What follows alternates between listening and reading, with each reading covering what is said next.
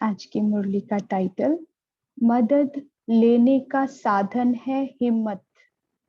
मदद लेने का साधन है हिम्मत। ये संतरी दादी के तन में बाबा की प्रवेशता हुई थी, तो ये उसी के द्वारा उच्चारण महावाक्य है। बाबा ने कहा, आज छोटे बगीचे में सैर करने आए हैं। मतलब छोटा ग्रुप आया हुआ था मधुबन में, जिसे बाबा कह रहे हैं आज छोटे बगीचे में सैर करने के लिए बाबा आए हुए हैं। रूहानी बच्चों से सम्मुख मिलन मनाने आए हैं। बाप समझते हैं हमारे यह रतन है। नैनों का नूर बच्चे हमेशा रूहे गुलाब सदृश खुशबू देते रहते हैं।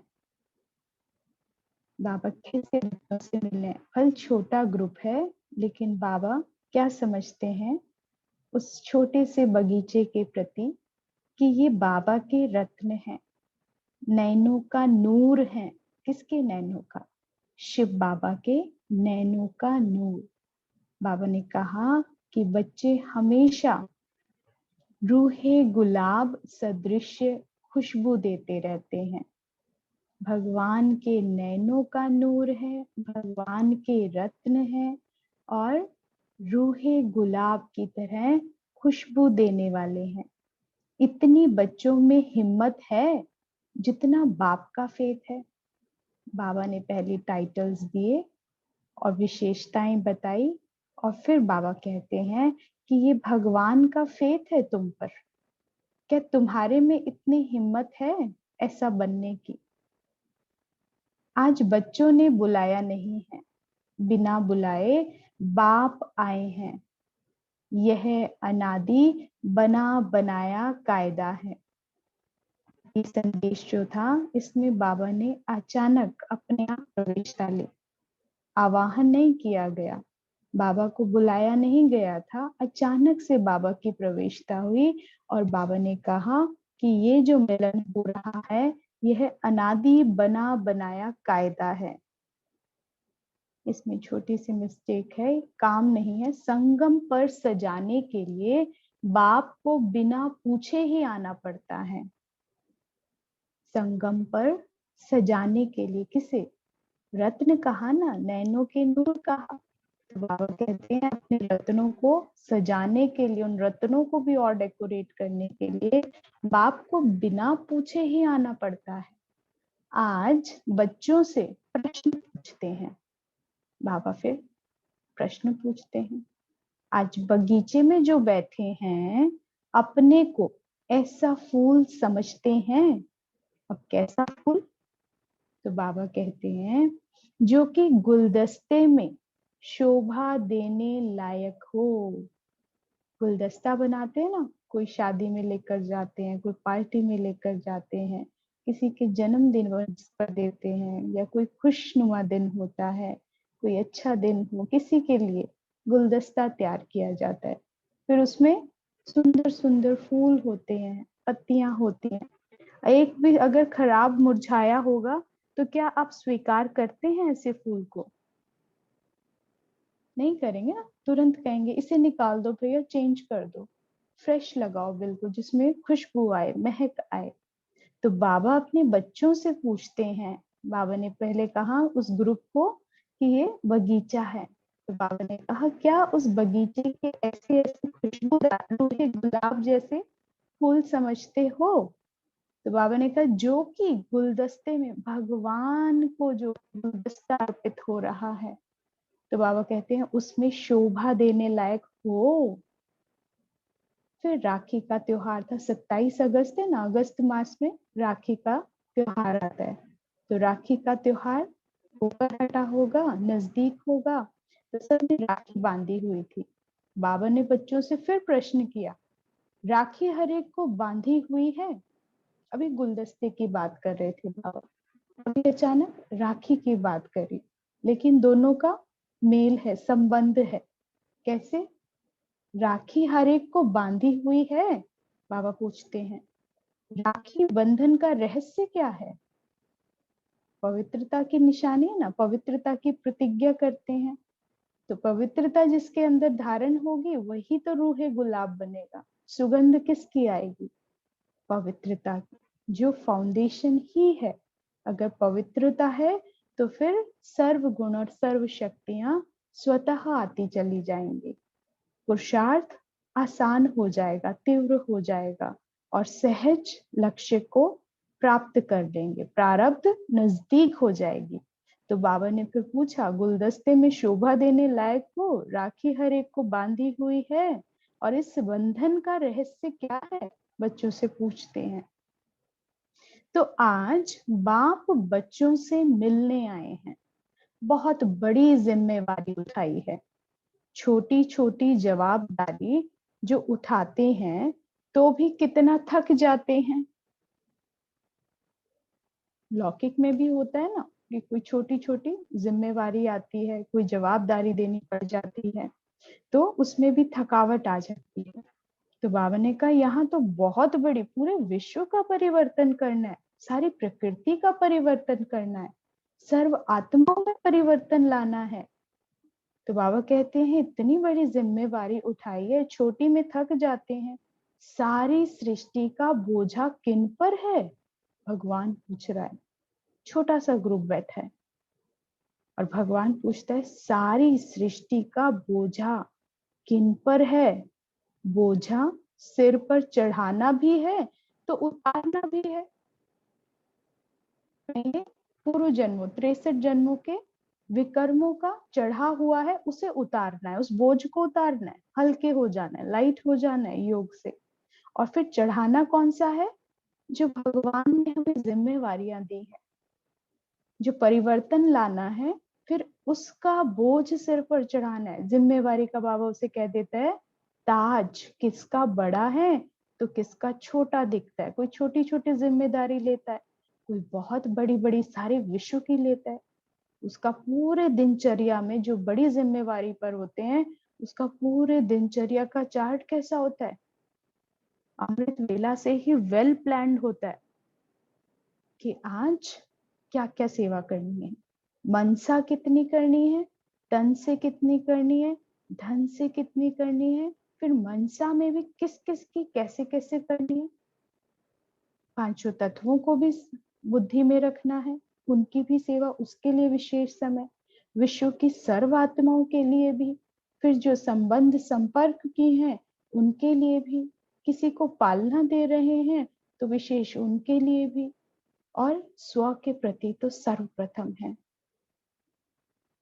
तो चेक करना है कि कितनी जिम्मेवारी का मैंने सर पर ताज उठाया है। बाबा कहते हैं बोझा चढ़ाना भी है सिर पर, यानी जिम्मेवारी का, और उतारना किसका है? विकारों का, विकर्मों का। परंतु इस उतारने चढ़ने पर होता है ना, सिर पर बोझा रखता है फिर उतार देता है, फिर चढ़ाता है फिर उतारता है। तो बाबा पूछते हैं परंतु थकना नहीं है, बच्चों को थकावट क्यों फील होती है? थकना नहीं है, थकावट क्यों फील होती है? बाबा पूछते हैं। अथक सेवाधारी हैं बाबा के बच्चे, तो ये संकल्प नहीं लाना है वह थक गया, थकान हो गई। तो बाबा कहते हैं क्यों फील होती है? क्योंकि अपने को रूहे गुलाब रूह नहीं समझते हैं, रूहे गुलाब नहीं समझते हैं, रूह नहीं समझते हैं। गुलाब कितना हल्का होता है, कितना सुगंधित होता है, उसकी पेटल्स भी कितनी हल्की लाइट होती हैं, सॉफ्ट होती हैं। और रूह, रूह माना क्या? कल बाबा ने कहा मैं बिंदु, बिंदु बाप की संतान, यानी लाइट, प्रकाश। लाइट और माइट में स्थित नहीं रहते हैं, गुणों में स्थित नहीं रहते हैं, शक्तियों का चिंतन नहीं करते हैं। जब शक्ति का चिंतन करते हैं ना तो फिर थकावट नहीं होती। लेकिन जब थकावट का चिंतन करते हैं, ओह मैंने इतना सारा कर लिया, मैं तो थक गया, तभी थकावट होती है। तो बाबा कहते हैं अपने को लाइट समझना है। रूहे गुलाब रूह नहीं समझते हैं।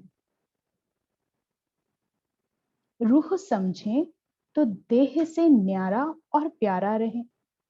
सारा बोझ किस पे रखा हुआ होता है? देह से रिलेटेड है ना। जो उतारना है पहले तो विकर्मों का, वो किससे रिलेटेड है? देह, देह के सब जितने भी संबंध हैं, पदार्थ हैं, जो जो खाता बनाया, इस देह के द्वारा ही तो सर्व होता चला गया, जो इतना इकट्ठा हो गया। जब ये देह ही नहीं थी तो कोई विकर्म भी नहीं था। देह प्राप्त हुई, देह अभिमान आया, और देह अभिमान से धीरे धीरे फिर बोझ बढ़ते चले गए। तो बाबा कहते हैं कि देह से न्यारा और प्यारा रहे। न्यारा सेपरेट, मैं आत्मा, और प्यारा रहे। जैसे बाप है वैसे ही बच्चे हैं। जितनी हिम्मत है तो उतनी ही मदद भी बाप दे ही रहे हैं। अब बहुत इंपॉर्टेंट पॉइंट आज की मुरली का। जितनी हिम्मत है तो उतनी ही मदद भी बाप दे ही रहे हैं। जो जितना जिम्मेवारी का ताज उठाएगा, जो उसके लिए जितनी हिम्मत उठाएगा, जितने कदम बढ़ाएगा, उतनी ही मदद बाबा की मिलेगी। हिम्मत से मदद मिलती है, और मदद से ही पहाड़ उठता है। हिम्मत से मदद मिलती है और मदद से ही पहाड़ उठता है। कलयुगी मिट्टी के पहाड़ को उठाकर सतयुगी सोना बनाना है। कैसे बनाना है? बाबा पूछते हैं। यही गुंजाइश प्रश्न में भी भरी हुई है। बाबा कहते हैं जो जितनी हिम्मत करेगा उतनी मदद मिलेगी, और जिसको जितनी मदद होगी फिर पहाड़ जैसी चीज भी हल्की राई के समान हो जाएगी, फटाफट परिवर्तन आएगा। बाबा कहते हैं पहाड़ किस चीज का है? कलयुगी मिट्टी का पहाड़ है, देह अभिमान का पहाड़ है ना। तो बाबा कहते हैं इसको उठाकर सतयुगी सोना कैसे बनाओगे? किसके द्वारा होगा? बिना पारस नाथ के नहीं होगा। पारस नाथ के साथ ही फिर मिट्टी का पहाड़ जो है सोना बन सकता है। मिट्टी को सोना कौन बनाएगा? पारसनाथ ही बना सकता है। तो जितना बाबा की मदद लोगे, जितना उसको हर कर्म में साथ रखोगे, तो फिर सहज हो जाएगा। सतयुगी परिवर्तन तुरंत है। तो बाबा ने कहा यही गुंजाइश प्रश्न में भरी हुई है। तो आज थोड़े समय के लिए मुलाकात करने बाप को आना पड़ा। बाप को इच्छा होती है, वह तो इच्छा से न्यारा, इच्छा रहित है। बाबा इच्छा से न्यारे, न्यारे हैं शिव बाबा, इच्छा रहित हैं। फिर भी इच्छा क्यों? वंडर है ना। बाबा इच्छा से न्यारा, इच्छा रहित है, फिर बाबा कहते फिर भी इच्छा क्यों? आप सभी इच्छा रहित बने तो बाप को इच्छा हुई। यहाँ बाबा रहस्य खोलते हैं कि बाबा की इच्छा क्या है? कि बच्चे इच्छा मात्रम अविद्या बन जाए। जैसे ही हम इच्छा मात्रम अविद्या होंगे तो बाबा कहते हैं सारे काम तुरंत होने लगेंगे, तभी परिवर्तन सहज होगा। जो भी ऊपर बाबा ने कहा ना कि कलयुगी मिट्टी का पहाड़ जो है सतयुगी सोना बनाना है, और उसका कैसे परिवर्तन होगा? फिर बाबा प्रश्न करते चले आ रहे हैं। जब बच्चे इच्छा मात्रम अविद्या होंगे तब बाबा को इच्छा होती है कि बच्चों क्या है? इच्छा मात्रम अविद्या बने, और फिर बाबा के समान बन जाएंगे, बाप समान निस्वार्थ हो जाएंगे। तो बाबा कहते हैं आप बच्चे जानते नहीं हो कि बाप किसी को कैसे संभालते थे, और संभाल भी रहे हैं। साकार में कैसे बाबा ने पार्ट बजाया, बैगरी पार्ट भी आया, लेकिन बाबा ने कैसे संभालना करी, कैसे त्याग था, कैसे तप किया, कैसे सेवाएं करी, एक एक को संभाल। विश्वास, जो शिव को भूल जाते थे, ब्रह्मा में खो जाते थे, तो ब्रह्मा भी साफ कह देते शिव बाबा बैठे हैं ना, ये उसका यज्ञ है, ये उसकी उसी को संभाल करनी है, हम तो निमित्त हैं। यही स्मृति दिलाते ही तो सबको क्या अलर्ट कर देते थे, सब बाबा की याद में बैठ जाते थे। बाबा ने कहा और अब भी अव्यक्त होने के बाद भी संभाल भी रहे हैं।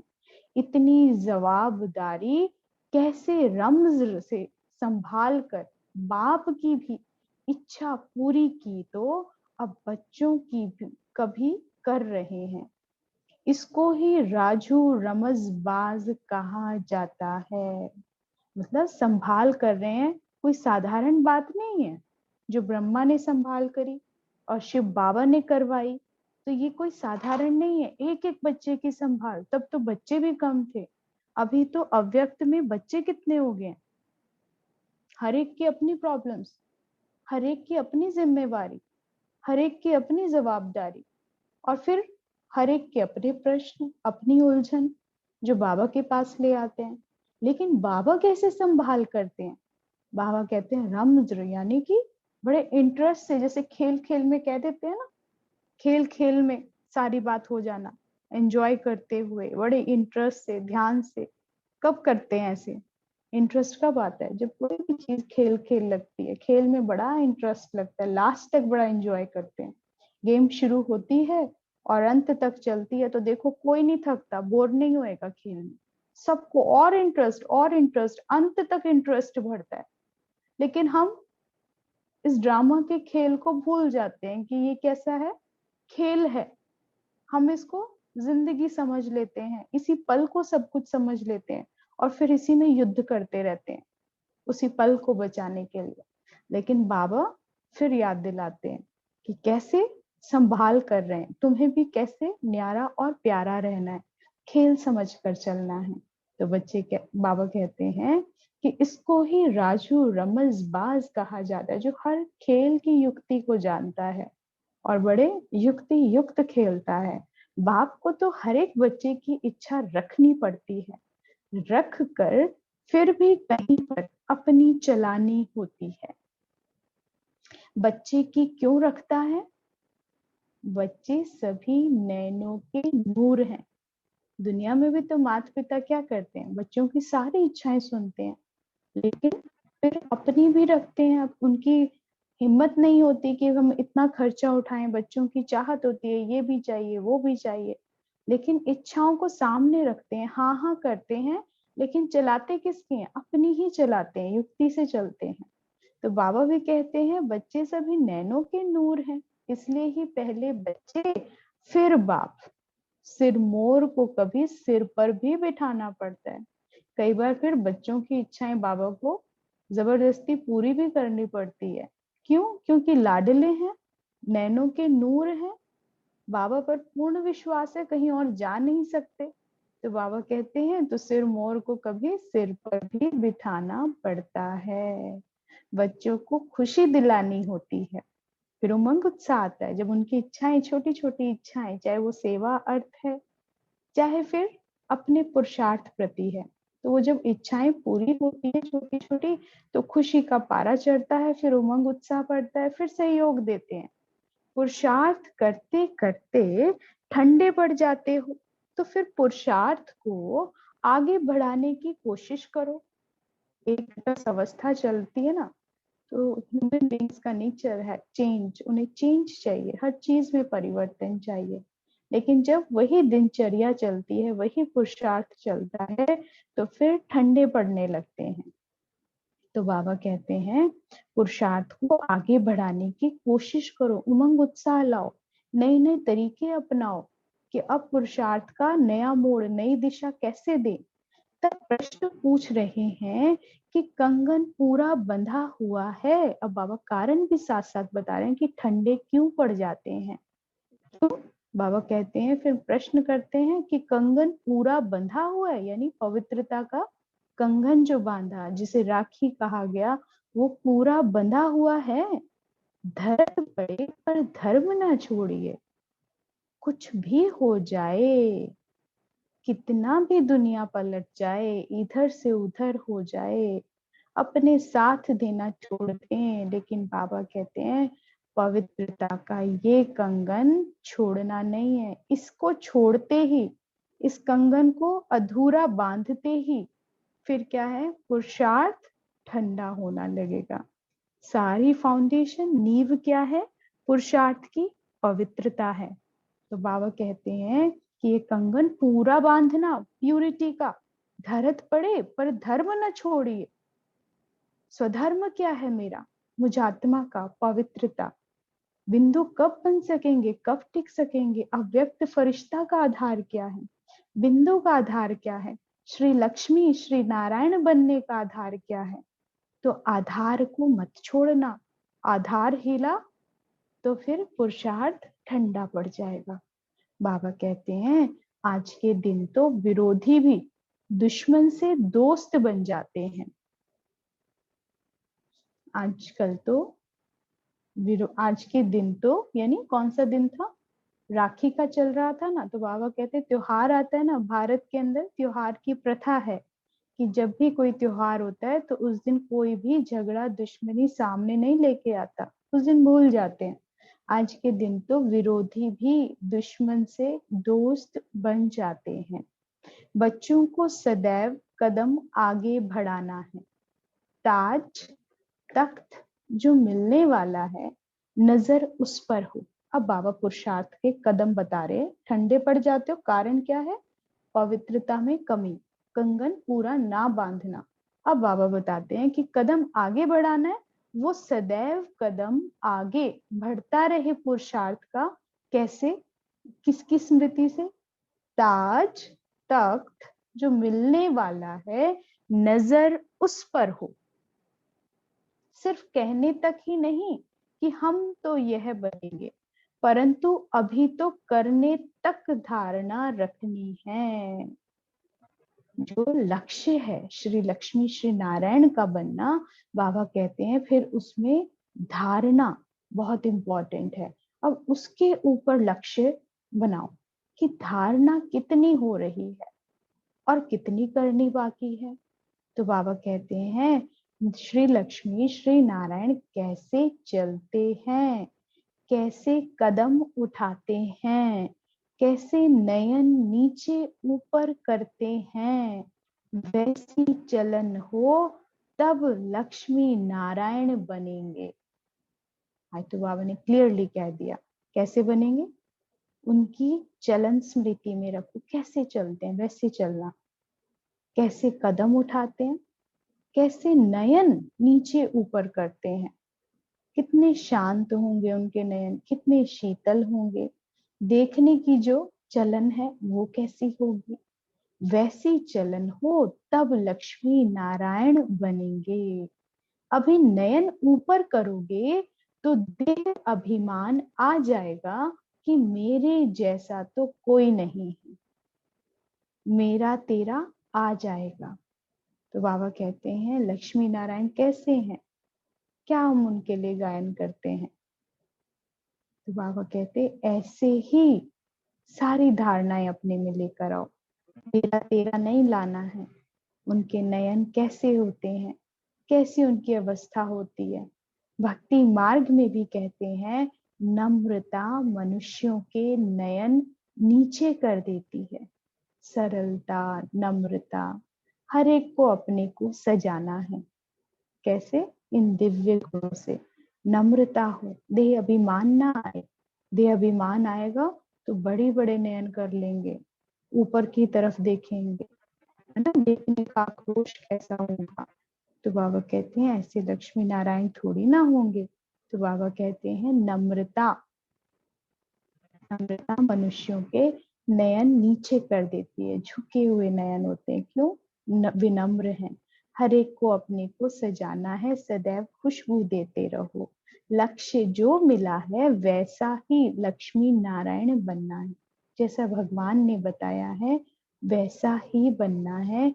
राइट रास्ते पर चलना है, बहुत इंपॉर्टेंट है, राइट रास्ते पर चलना है। जो मुरली डायरेक्शन देती है, जो श्रीमत कहती है, वही राइट रास्ता है। अगर हम मुरली नहीं पढ़ रहे डेली की, नहीं पुरुषार्थ कर रहे उस अनुसार, तो रास्ता गलत है, कुछ ना कुछ गड़बड़ है। कुछ बच्चे मुरली छोड़ देते हैं और फिर जो कुछ और लिटरेचर उठाकर पढ़ने लग जाते हैं, अपने हिसाब से चलने लगते हैं। तो बाबा कहते हैं राइट रास्ते पर चलना है, लक्ष्य जो भगवान ने दिया साकार में आकर। साकार मुरलियां ही क्या है? फर्स्ट सिलेबस है, फर्स्ट कोर्स है जो डायरेक्ट भगवान ने कराया। फिर उसके बाद बाबा कहते हैं अव्यक्त वानियां क्या चलाई? रिवाइज कोर्स चला, डिस्कशन चला, जहां क्लैरिटी नहीं थी, जहां चेंज नहीं आ रहा था डिविनिटी में, तब बाबा ने आकर ये वानियां चलाई जिसमें क्लैरिटी कराई। जैसे अभी बता रहे हैं कि नयन कैसे होने चाहिए, चलन कैसी होनी चाहिए, ये क्या है? डिस्कशन हो रहा है। लेकिन लक्ष्य तो साकार में बता दिया था। सिलेबस कौन सा था? साकार वानियां। तो बाबा कहते हैं डायरेक्शन मुरली से लेते रहो, राइट रास्ते पर चलना है, कदम आगे आगे बढ़ाना है। बाबा के पास आज संदेशी भोग ले आई। तो बाबा ने कहा कि बच्चे तो यहाँ पर बैठे ही हैं, प्रिंस बन गए हैं, बाबा की बैगरी टोली भूल गई है, वैभव तो वहां मिलने हैं। बाबा को भोग लेकर गई तो बाबा ने देखा कि खूब बच्चे प्रिंस बन गए हैं यही संगम पर। बाबा ने कहा बैगरी टोली भूल गए हैं, वैभव तो वहां मिलने हैं, वैभवों का सुख कहाँ लेना है? यहाँ नहीं लेना, वहां लेना है। कहाँ? सतयुग में। संगम पर बैगरी टोली याद पड़ती है, वो ही बाप को प्यारी लगती है, क्योंकि कितनी भावना से बनाई होती थी। थोड़ा था बैगरी टाइम में, लेकिन भावना कितनी श्रेष्ठ और कितनी ऊंची, कितनी निरंतर याद बनी रहती थी हर कर्म करते हुए बैगरी के टाइम पर, कि जो भी आ रहा है भगवान लाकर दे रहा है। पहले शुरू में तो बाबा ने खूब टोलियां बढ़िया बढ़िया खिलाई, काजू बादाम आता था। लेकिन जब बैगरी पार्ट शुरू हुआ तो मुरंडे होते हैं ना, उसकी चावलों की गुड़ लगा के ऐसी ऐसी टोली आनी शुरू हुई। लेकिन उसमें भावना कितनी श्रेष्ठ, कितनी ऊंची हो गई थी, क्योंकि जब कुछ नहीं था और वो भेज रहा था, तो जब आता था तो उसकी कदर कितनी होती थी, कितनी भावना ऊंची होती थी, सराखों होती थी। तो बाबा को भी वो प्रेम याद आता है। और बाबा बताते हैं संगम पर बैगरी टोली याद पड़ती है, वो ही बाप को प्यारी लगती है। सुदामा के चावलों की वैल्यू है ना, इस टोली में प्यार भरा हुआ है, बनाने वाले ने प्यार भरा है, तो बाप और ही प्यार भरकर बच्चों को खिलाते हैं। सिंधी हलवा खिलाया, दीदी सर्विस पूरी करके आई थी, मनमोहिनी दीदी। सब ठीक थे, कायदे से चल रहा है सब? बाबा पूछते हैं दीदी को जो सर्विस कर कर आई। डरने की कोई बात नहीं है, समय की बलिहारी है। बच्चों को पुरुषार्थ तो हर बात का करना है, बच्चों को पुरुषार्थ हर बात का करना है। जो भी बात आएगी ना सामने, हम सबके जीवन में एक नई बात हर रोज आती है, वो हमें सिखाने के लिए आती है। हमारे अंदर दिव्य गुण और दिव्य शक्तियां, ये हमारी चॉइस है कि श्रीमत को सामने रखकर सीख लेते रहेंगे, तो वो बात जो है एक नई ऊर्जा, नई शक्ति, नया दिव्यकरण कर जाती है।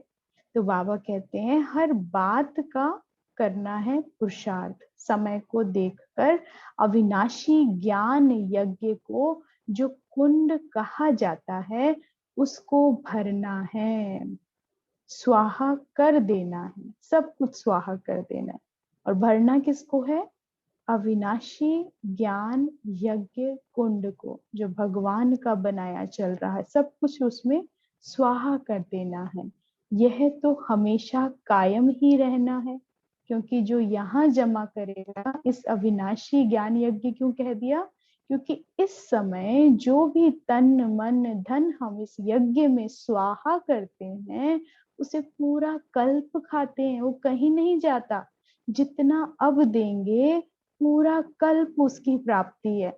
तो बाबा कहते हैं स्वाहा कर देना है, ये तो हमेशा कायम ही रहना है, वेस्ट थोड़ी ना होगा। वह यह तो 10 से 12 दिन किया, फिर जैसे का वैसा हो जाता है, क्योंकि यह तो अविनाशी यज्ञ है। शिव बाबा का भंडारा भरपूर काल कंटक दूर। कहते हैं ना दुनिया में शिव बाबा का भंडारा भरपूर, काल कंटक दूर। बाबा कहते हैं दूर तब होंगे जबकि नई दुनिया में जाएंगे, जब पुरुषार्थ, जब मुख सतयुग की तरफ होगा, तो बाबा कहते हैं ये सारे काल कंटक, विकारों रूपी कलयुगी दुनिया रूपी, ये सब दूर तब ही होंगे जब नई दुनिया में जाएंगे। जब तक नई दुनिया सतयुग ना आएगा तब तक कुछ ना कुछ चलता रहेगा, सब ठीक ही चलता रहेगा। सिर्फ बच्चों की बुद्धि चुस्त दुरांदेशी होनी चाहिए। चुस्त किसकी होगी? चुस्त किसकी होगी?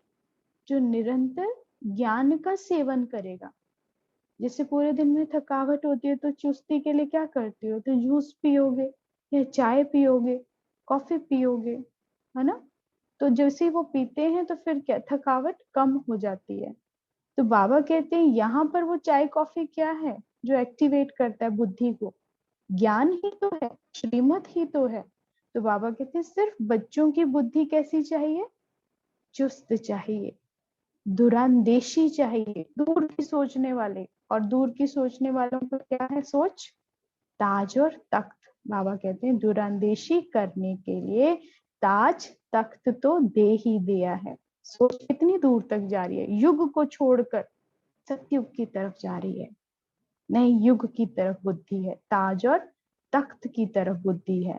तो बाबा कहते हैं सिर्फ बच्चों को बुद्धि चुस्त रखनी है। चुस्त रखेंगे तो हिम्मत बनी रहेगी, हिम्मत बनी रहेगी तो बाबा कहते हैं मदद आपे ही मिलेगी। और जितना बुद्धि बाबा के कार्य के लिए हिम्मत उठाओगे ना, यज्ञ के प्रति, अविनाशी रुद्र ज्ञान यज्ञ के प्रति, तो बाबा कहते हैं कि फिर आपको मदद मिलती रहेगी, मदद मिलती रहेगी। और फिर आगे बढ़ते रहोगे पुरुषार्थ में, प्राप्तियां प्रारब्ध नजदीक होगी।